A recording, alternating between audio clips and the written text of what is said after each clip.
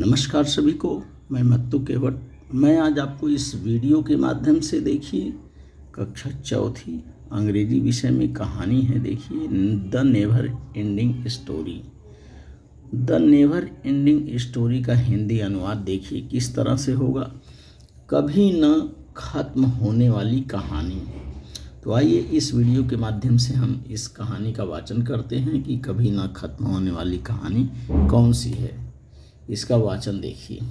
एक बार एक राजा था, उसे कहानियाँ पसंद थीं। मुझे एक कहानी सुनाओ, वह हमेशा कहता था। कहानी के अंत में वह कहता था, फिर बाद में क्या हुआ? कहानी का अंत है। कहानी का अंत है।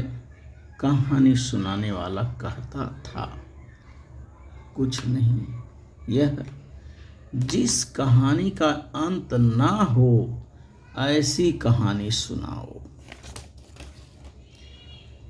कहानी कहने वाले ने बहुत बहुत विचार किया। सभी कहानियों का अंत था।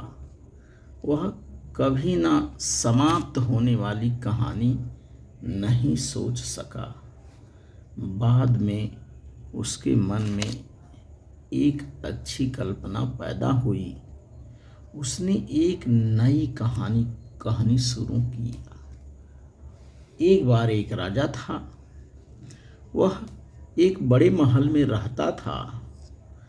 उस महल में एक बड़ा रसोई घर तथा भंडार गृह था।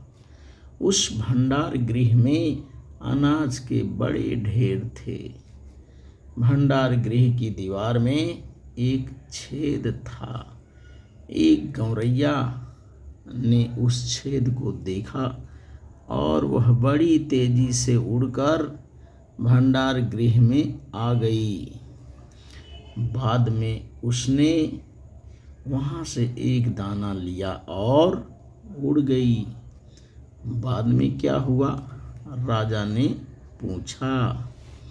बाद में एक दूसरी गौरैया ने छेद को देखा। वह भी उड़कर अंदर गई, अनाज का एक दाना लेकर उड़ गई। आगे क्या हुआ? राजा ने पूछा। बाद में क्या हुआ? बाद में तीसरी गौरैया ने छेद को देखा।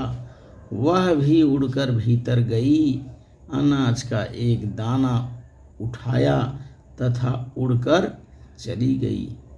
और तब क्या हुआ? राजा ने पूछा। तब एक चौथी गौरैया ने छेद देखा। इस प्रकार से वह कहानी आगे बढ़ती रही।